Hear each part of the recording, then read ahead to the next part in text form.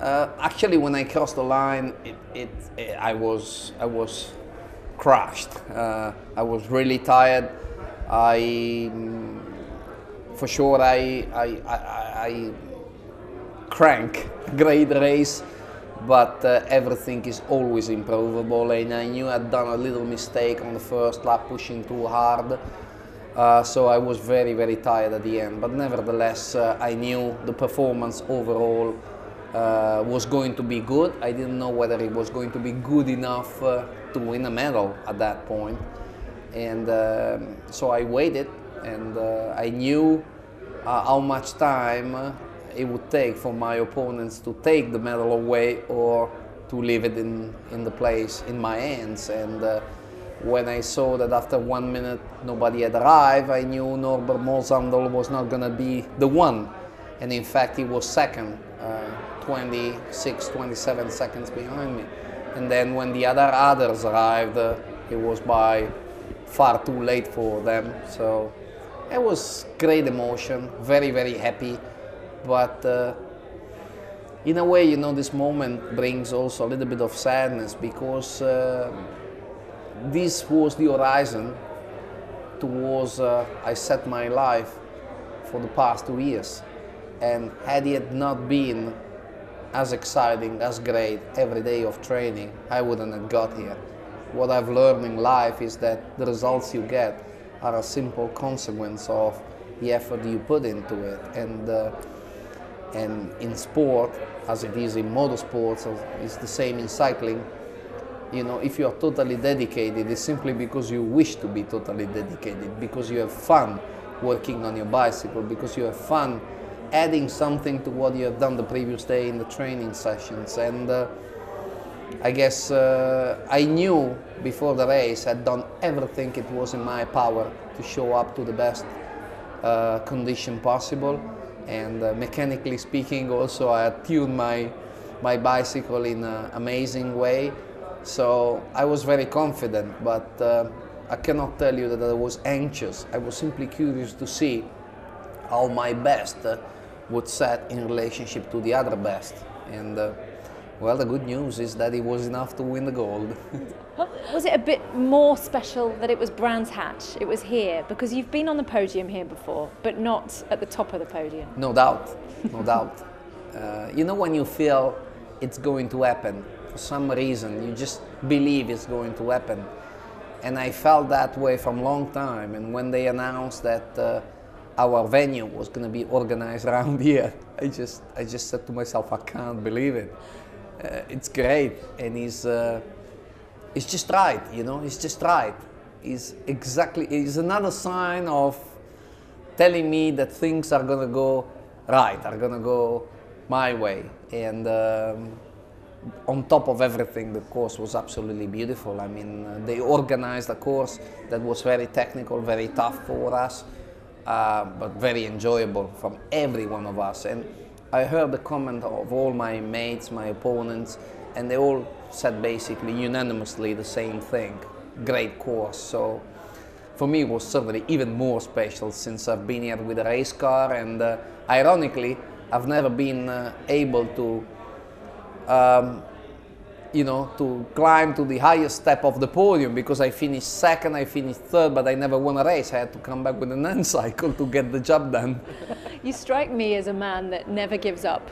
But in the last 2 years, did you ever doubt? Were there times where you thought, I can't do this? That was not a concern. That was not at all a concern. All I wanted to do was to reach the end of it. Knowing that I gave it all, and that's the exciting part in life, you know, because it's a never-ending process, and everything you do in life, whether it's sport or profession or just being a good husband for your wife or a good dad for your son, you know, you can always learn something from previous mistakes, from your experience, and make it better the following day. And on top, my dad told me that you know, every day is an opportunity to add something to what you had done the previous one, and this has been this has been the case for me. I mean, I've been enjoying myself a lot in doing this, because I made the right choice. I chose the right horizon, and when two and a half years ago I decided to dump basically motorsports, a scene where the lights are naturally much brighter than in Paralympic sports. Of course, a lot of people probably felt, what is he doing? Come on, I mean, he's going to do this stupid race, and on top he's almost 43, he has no chance. I have to admit that it was a little bit against all odds, but I'm a very stubborn person, and here I am. So, you know, since we all have an ego, and I have a big one, it's a great satisfaction to prove that they were wrong and I was right. You said that, you know, in life you have to learn from your experiences. I mean, everybody in motorsport, or a fan of motorsport, knows about you and knows about what happened. What has your accident taught you in life? What did you learn from that? Now that you've 11 years on and you can process it, what have you learned? Well, in fact, I think I wouldn't have done what I did had I not knew more or less how to organize things. But I was kind of unconscious about it, because I never thought it would happen to me. I'm an optimistic person, so I knew something like this could happen, but I thought, out of a million, I'm not going to be the one. In fact, I was the one, and I'm a very curious person. I always want to understand what I can do, and it's relatively important whether I win against all or whether I only improve what I've done the previous day. Therefore, if this is the attitude, what's different in running 10 Ks in less than 1 hour, or walking 2 Ks in less than 1 hour? You're just trying to push your limit further, right? And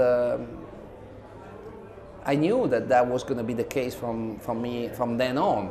My life had moved to a parallel track, and I knew I was going to encounter things that I would have never experienced had it not happened what had happened. But honestly, so many things in my life had happened directly related to my new condition, great things. I don't want to sound rhetorical, but it would be really hard at this point to go back if I would not have, let's say that somebody comes and say, Alex, we can change the outcome of that day, but you don't have the right to know where you would be right now, having lived the past 10 years of your life on a pair of normal legs, you know? I don't know if I would take the trade, because I could end up finding myself a very unhappy person. I mean, in life, many things can happen, you know? So if I could have my legs back, sure. If I could live these past years of my life, sure. I mean, I'll take it immediately. But if I could only change my life today without knowing what would have developed into my life in the past 10 years, you know, I'm so happy right now with the things I'm doing that are directly related to my new condition that... Next question.